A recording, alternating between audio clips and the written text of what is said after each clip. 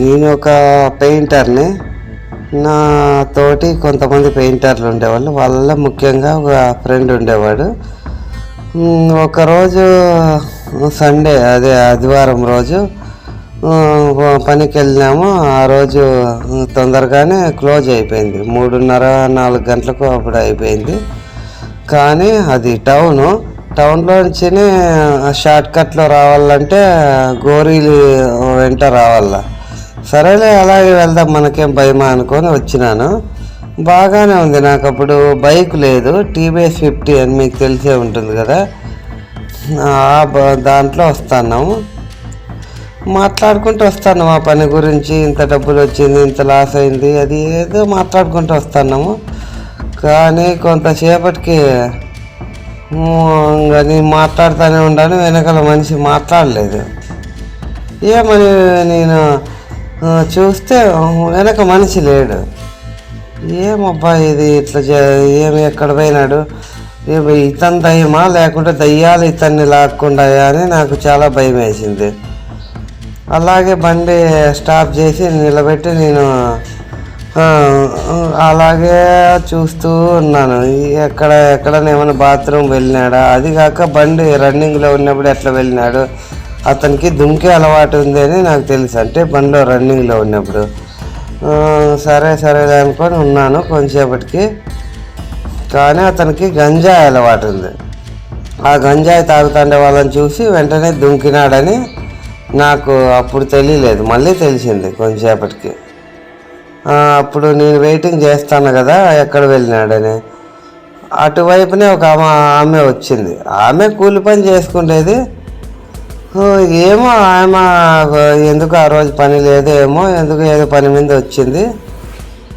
నేను ఇక్కడ నేను నా ఫ్రెండ్ ఇద్దరం అది స్కూటర్లో వస్తా అంటే నా ఫ్రెండ్ వెనకాల చూస్తే కనపడలేదంటే ఆమె భయపడిపోయింది. ఉచ్చలు పోసుకునేది ఒకటి తక్కువ. ఏందన్నా నువ్వు ఏందో ఆలోచనలో కయాల్లో ఉండవు, అది ఇది ఇట్లా మాట్లాడుతుండవు, నాకు భయం అవుతుంది అనింది. అది అట్లా కాదమ్మా, ఇట్లా జరిగింది. ఇప్పుడు నేనేం చేయాలి, ఇప్పుడు నా ఫ్రెండ్ని పిలుచుకొని పోవాలి కదా, ఇప్పుడు ఎక్కడ పోయినాడు నాకు తెలియదు, అది ఇది అంటే ఇంకా నేనేం చేసేదన్నా, నేను వెళ్ళిపోతా ఇంటికి అనింది. ఉండమ్మా రోజుసేపు ఉండు, నాకు కూడా భయం అవుతుంది అంటే అప్పటికి 4:30-4:45 అవుతుంది. సరేనా, ఆమె కూడా ఏదో ఆమెకు ధైర్యమే బాగానే ఉన్నట్లుంది. మళ్ళా కొంచెంసేపు నిలబడింది. సరేలే నేను 2 బీడీలు తాగిన, టెన్షన్ తట్టుకోలేక. బీడీలు తాగే అలవాటు ఉంది, మందు తాగే అలవాటు ఉంది. అట్లా ఉన్నాను కొంచెంసేపు. మళ్ళీ అతను వచ్చాడు, గంజాయి తాగేసి వచ్చేసినాడు. ఎక్కడ వెళ్ళినావా అని నేను అడిగితే అద్దె వాళ్ళు మన ఫ్రెండ్స్ అది తాగుతా అంటే గంజాయి నేను పోయింటాను అని ఒక్క మాట చెప్పచ్చు కదా, అది ఇదంటే నువ్వు చెప్తే నీకు అట్లా అలవాటు నేర్పించడము మంచిది కాదు, నీకు మందు తాగే అలవాటు, బీడీ సిగరెట్ల అలవాటు కదా, నీకు గంజాయి నేర్పించకూడదని సైలెంట్గా దుంకి వెళ్ళిపోయినాను అన్నాడు. అయ్యయ్యో, నేను ఫాస్ట్గా పోయినా సరిపోవు, ఎందుకంటే గోరీలు కదా, ఎందుకో బాగా చల్లగా ఉందన్నట్లు అన్ని చెట్లు ఉండేది ఆ ఊర్లో. ఊరి పేరు చెప్పకూడదు. చల్లగా ఉండేది. చిన్నగా నేను పోయేవాడిని సైకిల్ లాగా. అదే ఆయన ప్లస్ పాయింట్ అయింది. దుంకి వెళ్ళిపోయినాడు, మళ్ళీ వచ్చినాడు, ఇలాగ చెప్పినాడు.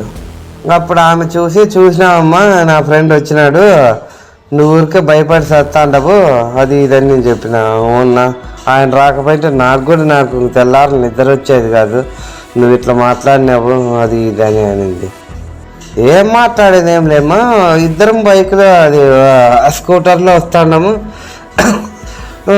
వెనకాల మాట్లాడుతూనే ఉన్నాడు అతను కూడా. సడన్గా గోరెల్లోకి ఎంటర్ అయ్యాలకే మాట్లాడలేదు.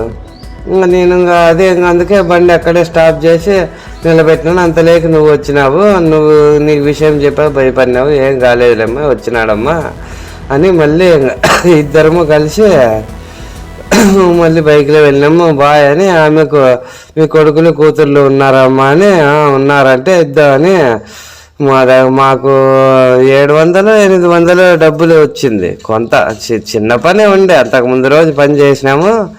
ఆ డబ్బులు ఇచ్చినారు. కానీ కొంత చిన్న పని ఉంటే అది చేసి వచ్చినాము. 700 డబ్బులు ఇచ్చింటే 50 రూపాయలు ఇచ్చి మీ పిల్లలకి ఇమ్మా, దీన్ని మళ్ళీ గుర్తులో పెట్టుకోవద్దు, భయపడద్దు, ఎప్పుడు ఈ దావన్ రాకోకుండా ఉండద్దు, మామూలు ఇట్లాంటి జరిగేది, ఇదేం దయ్యం స్టోరీ కాదు ఏడాను, అట్లేం నువ్వు అనుకోవద్దు. నా ఫ్రెండ్ ఇద్దరు వచ్చినాడు కదా, లేకుంటే దయ్యం అయికుందు, నన్నైనా దయ్యం అనుకుందువు, నా ఫ్రెండ్ అయినా దయ్యం అనుకుందువు, అట్లేమనుకోద్దని 50 రూపాయలు ఇచ్చి పంపించేసి వచ్చినాను. అట్లా జరిగింది ఒకరోజు. ఇది ఎవరు చెప్పిండేది కాదు, నా లైఫ్లో రియల్గా జరిగిండేది. మీకు నచ్చితే లైక్ చేయండి, సబ్స్క్రైబ్ చేయండి.